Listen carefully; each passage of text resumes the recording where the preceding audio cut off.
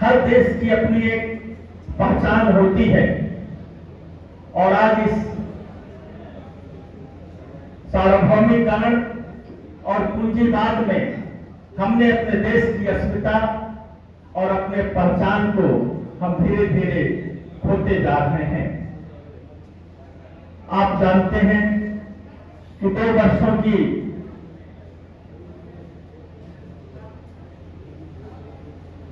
पुरानी हमारी शिक्षा नीति, या हम कह सकते हैं कि भारत पर जो राजनीतिक और सांस्कृतिक आक्रमण हुए, उस राजनीतिक और सांस्कृतिक आक्रमणों ने हमारी मूल संस्कृति पर कुठाराघात किया, जिसके कारण हमारे अंदर का जो स्व का भाव है वह निश्चित तौर पर प्रभावित हुआ और हम अपने से श्रेष्ठ दूसरे को मानने लगे।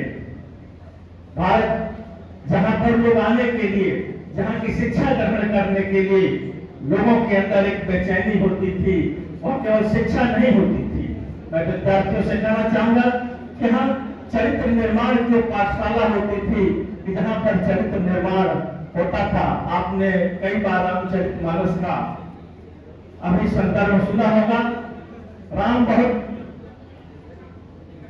पराक्रमी राजा नहीं थे, राम से बहुत मजबूत रावण थे, रावण ज्ञाता भी थे, रावण महान पंडित भी थे, रावण के पास तपस्वी भी राम से ज्यादा थे। लेकिन विजय कौन हुआ? विजय राम हुए, क्योंकि मर्यादा पुरुषोत्तम, उनके पास चरित्र है और उस चरित्र की शिक्षा इस भारत भूमि पर दी जाती है। अगर हमने उस चरित्र निर्माण में अपनी महत्वपूर्ण भूमिका नहीं निभाई तो हम अपने आप को विश्व गुरु नहीं बना सकते हैं। आज देश का हर वर्ग 2 ध्रुवों में बटा हुआ है। हम जानते हुए भी अपने आप को या तो हम जानते नहीं हैं या जान करके भी अनजान बने हुए हैं। आज सबसे ज्यादा दिग्भ्रमित, जहां तक सर मैं माफी के साथ कहना चाहूंगा कि शिक्षित वर्ग है, जिसको हम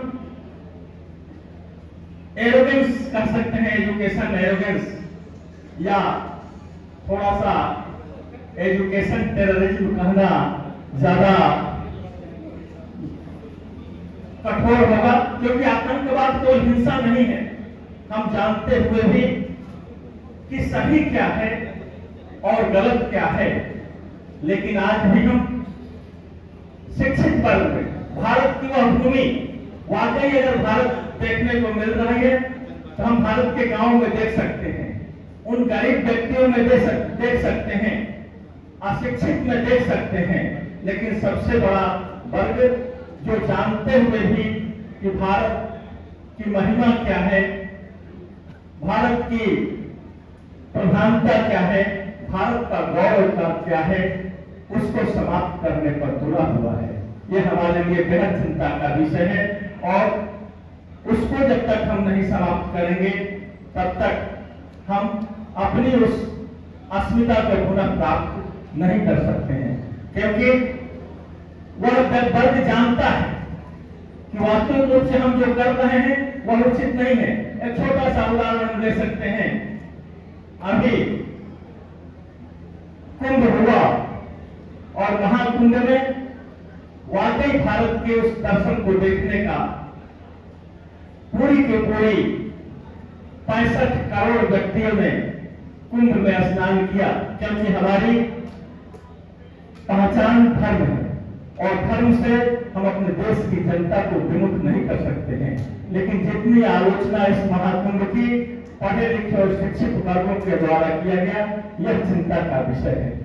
साथियों, इस पर हमें ध्यान देने की जरूरत है और निश्चित तौर पर उस धर्म की पहचान को हमें आगे ले जाना होगा, हमें अपनी संस्कृति को आगे बढ़ाना होगा और शिक्षा को जब तक हम धर्म के साथ नहीं जोड़ेंगे, क्योंकि हमारी प्राचीन जो सभ्यता थी, प्राचीन संस्कृति थी, वह शिक्षा और संस्कारों और धर्म के साथ जुड़ी हुई थी।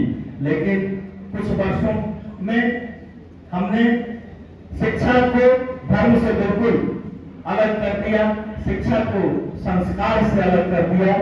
जब तक हम शिक्षा और संस्कार और धर्म को एक साथ लेकर के आगे नहीं बढ़ेंगे, तब तक हम अपनी खोई हुई अस्मिता को पुनः प्राप्त नहीं कर सकते हैं।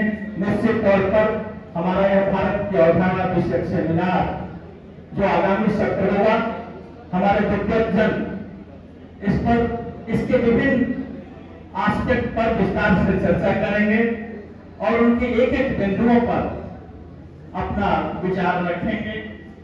और यह सेमिनार जिस उद्देश्य के साथ आयोजन के द्वारा रखा गया है, मैं आशा करता हूं कि अपने उस लक्ष्य को प्राप्त करेगा। आज के इस सेमिनार में हमारे बीच में हमारे अभिभावक और हम सभी के सदैव मार्गदर्शक रहे श्रीमान रामाशीष जी बहुत ही दूर से चल करके हम लोगों के बीच में आए। हम सब महाविद्यालय परिवार की ओर से आपका बहुत बहुत आभार व्यक्त करते हैं कि आप भविष्य में, क्योंकि समय थोड़ा प्रतिकूल है और छुट्टियों का माहौल है, शायद हमारे बहुत सारे शिक्षक बाहर चले गए हैं और इस कारण से शिक्षकों की संख्या कम है। मैं महाविद्यालय परिवार की ओर से आपका बहुत बहुत आभार व्यक्त करता हूं। हमारे बीच में सदैव सहयोगी के रूप में रहे, मार्गदर्शक के रूप में रहे और विद्यार्थियों के एक वर्ग का पूरे देश में, एक वर्ग नहीं सबसे हम कह सकते हैं कि सबसे बड़ा संगठन का की रहनुमाई कर रहे हमारे साथी प्रोफेसर राजशरण शाही जी का मैं महाविद्यालय परिवार की ओर से बहुत बहुत हार्दिक अभिवादन, वंदन एवं आभार व्यक्त करते हैं कि अपने महत्वपूर्ण समय में से आपको अभी 2 दिन विद्यार्थियों आपको सोचना चाहिए कि 2 दिन पहले सर गोरखपुर गए, गोरखपुर से फिर लखनऊ आए और लखनऊ से चल करके आपके बीच में आए और हम उस धैर्य के साथ 1 घंटा अपना समय नहीं दे सकते हैं। हमें प्रोफेसर शाही जी का महाविद्यालय परिवार की ओर से सर बहुत बहुत अभिवादन, वंदन एवं आभार व्यक्त करते हैं। हमारे बीच में माननीय भगवती जी प्रज्ञा प्रवाह से जो हमेशा हमारे लोगों को मार्गदर्शन देते रहते हैं, प्रोफेसर अनिल कुमार जी जिनका सहयोग और समर्थन हम सभी को प्राप्त होता रहता है। सामने बैठे समस्त हमारे छोटे भाई विद्यार्थी परिषद के समस्त पदाधिकारीगण, अन्य स्थानों से आए हमारे शिक्षक साथी और प्रिय विद्यार्थियों में सभी का महाविद्यालय परिवार की ओर से बहुत बहुत आभार व्यक्त करता हूँ। आयोजक मंडल को बहुत बहुत बधाई देता हूँ। साथ ही साथ मैं मीडिया और पत्रकार बंधुओं को भी बहुत बहुत आभार व्यक्त करता हूँ। जय हिंद, जय भारत।